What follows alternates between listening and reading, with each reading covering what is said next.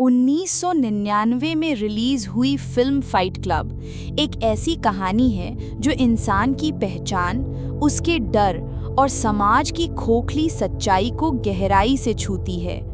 इसकी शुरुआत होती है एक ऐसे इंसान से जिसका नाम फिल्म में साफ तौर पर नहीं बताया जाता, लेकिन यहाँ हम उसे जैक कहेंगे। जैक एक बड़ी कंपनी में काम करता है और उसकी जिंदगी बाहर से देखने पर बहुत परफेक्ट लगती है। अच्छी नौकरी, पैसे, घर के लिए शानदार फर्नीचर, लेकिन अंदर से वो बिल्कुल खाली और टूटा हुआ है। उसे इंसोम्निया यानी नींद ना आने की बीमारी है और वो अपने जीवन को धीरे धीरे बेमतलब महसूस करने लगता है।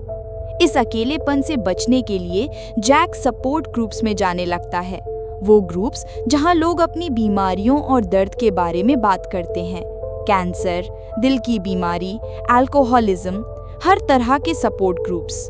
वहां जाकर वो झूठ बोलता है कि उसे भी ये बीमारियां हैं और वहां रोते हुए उसे थोड़ी शांति और सुकून मिलता है।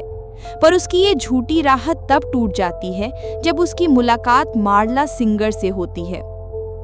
मार्ला भी झूठ बोलकर उन्हीं ग्रुप्स में जाती है।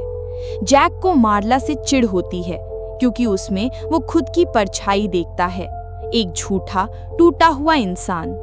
जैक की जिंदगी अचानक बदलती है जब वो टाइलर डर्डन से मिलता है। टाइलर एक अजीब, बिंदास और बेखौफ आदमी है। उसका अपना नजरिया है। वो मानता है कि समाज ने इंसान को गुलाम बना दिया है। नौकरियां, पैसे, ब्रांडेड सामान, ये सब बस इल्यूजन है। असली आज़ादी तभी मिलेगी जब इंसान डर, लोभ और झूठी परतें तोड़े। जैक और टाइलर की दोस्ती गहरी होती है और एक दिन वो मिलकर फाइट क्लब की शुरुआत करते हैं। फाइट क्लब का नियम सीधा है, फाइट क्लब के बारे में कोई बात नहीं करेगा। ये क्लब एक अंडरग्राउंड जगह है जहां लोग आपस में लड़ते हैं। कोई इनाम नहीं, कोई दुश्मनी नहीं, बस लड़ाई। ये लड़ाई उनके गुस्से, उनकी निराशा और उनके अंदर की घुटन को बाहर निकालने का तरीका बन जाती है। धीरे धीरे ये क्लब और बड़ा होता जाता है। हजारों लोग इसमें शामिल होते हैं क्योंकि सबको अपने जिंदगी के दर्द से छुटकारा चाहिए। टाइलर इस क्लब को एक और बड़े स्तर पर ले जाता है। वो प्रोजेक्ट मेहम नाम का एक आंदोलन शुरू करता है जो समाज और कॉरपोरेट दुनिया के खिलाफ विद्रोह है। बम धमाके, गड़बड़ी, बड़े बड़े बिल्डिंग्स को उड़ाने की प्लानिंग।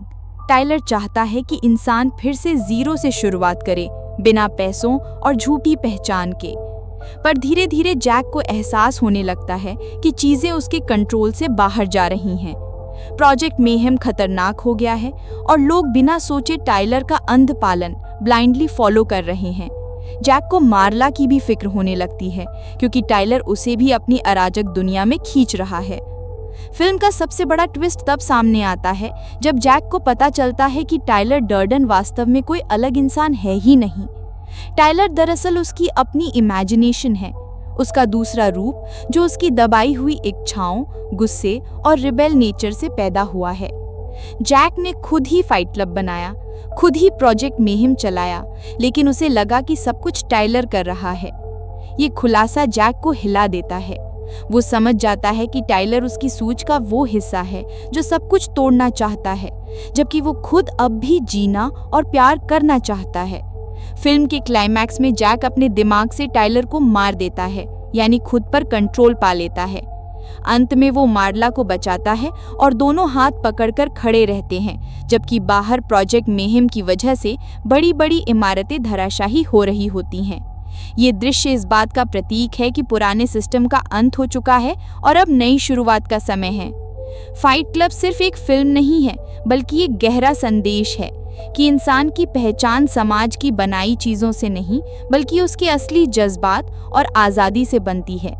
ये फिल्म सवाल उठाती है कि क्या हम सच में अपनी जिंदगी जी रहे हैं या बस सिस्टम का हिस्सा बनकर जिंदा हैं। अगर आपको हमारा वीडियो अच्छा लगा तो सब्सक्राइब और लाइक करना ना भूलें।